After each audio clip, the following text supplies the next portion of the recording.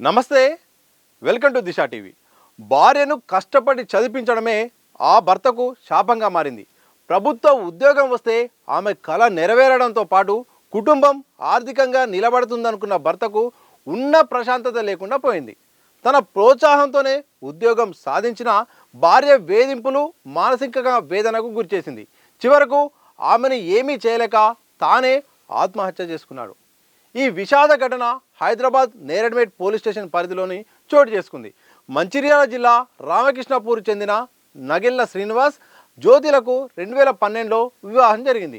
ప్రస్తుతం వీరికి ఓ కుమారుడు కూడా ఉన్నాడు. అయితే పెళ్లి జరిగిన తర్వాత జ్యోతి సాధారణ హౌస్ వైఫ్ కాగా ఆమె భర్త శ్రీనివాస్ ప్రైవేటు ఉద్యోగం చేసేవాడు.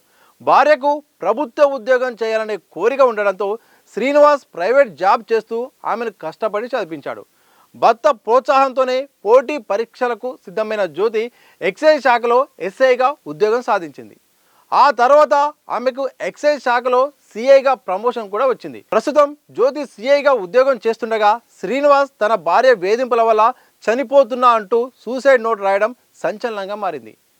ఇక ఉద్యోగం వచ్చిన తర్వాత జ్యోతి భర్తను దూరం పెట్టడంతో పాటు అతడి కుటుంబంపై వరకట్న వేధింపులు, విడాకుల కేసు పెట్టి వేధింపులకు గురి చేసినట్టు తెలుస్తోంది. దీంతో 4 నెలలుగా శ్రీనివాస్ భార్యకు దూరంగా ఉంటుండగా ఆమె వేధింపులు, కోర్టు కేసులతో తీవ్ర మనస్తాపానికి గురయ్యాడు. శ్రీనివాస్ తన సూసైడ్ నోట్లోనూ అవమానాలు ఎదుర్కొన్న విషయాన్ని చెప్పాడు.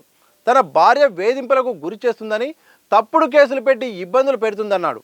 సిఐగా పదోన్నతి వచ్చిన తర్వాత పోలీసులను ఇంటికి పిలిచి తనపై బెదిరింపులకు సైతం పాల్పడిందని ఆరోపించాడు. ఇక మంగళవారం రాత్రి శ్రీనివాస్ ఆత్మహత్య చేసుకోగా అతని సోదరుడు శివకృష్ణ మరుసటి రోజు ఇంటికి వచ్చి పోలీసులకు సమాచారం అందించాడు. శ్రీనివాస్ సోదరుడు ఇచ్చిన ఫిర్యాదు మేరకు భార్య జ్యోతితో పాటు మరో 10 మందిపై పోలీసులు కేసు నమోదు చేశారు. ప్రస్తుతం ఈ వార్త సోషల్ మీడియాలో తెగ వైరల్ అవుతుంది.